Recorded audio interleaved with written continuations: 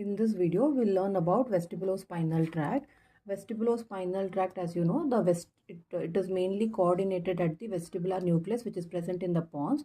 Vestibular nucleus receives impulses from cerebellum, eighth cranial nerve, that is your vestibulocochlear nerve. The vestibular component of the vestibulocochlear nerve supplies the vestibular nucleus, and that receives carries the impulses from otolith organs and semicircular canals and sends it to the vestibular nucleus. At the same time, spinal cord also sends proprioceptive inputs to the vestibular nuclei. Clear? Vestibulospinal tract is actually a part of a extrapyramidal system, and its main job is to help us stay upright, balanced, and coordinated. There are two vestibulospinal tract.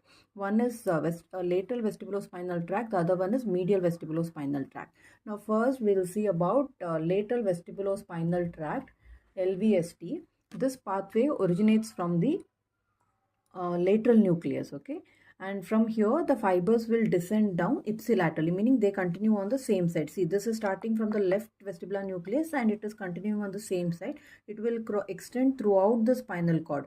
It comes to cervical segments, thoracic segments, lumbar segments, and sacral segments.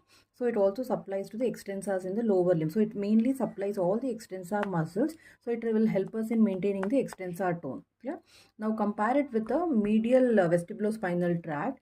Just comparing with that, okay, the lateral vestibulospinal tract starts with the lateral vestibular nuclei. This starts from the medial vestibular nuclei, and as you can see in the diagram, it runs bilaterally. Some fibers cross over to the other side and some fibers continue on the same side, and the bundle of the and these fibers are actually running in the medial longitudinal fasciculus. So these fibers, once they travel downwards towards the spinal cord, remember it stops somewhere in between the C1 to T6 segment. So it will supply only till the upper thoracic segment, cervical and upper thoracic segments. So it mainly controls the neck muscles.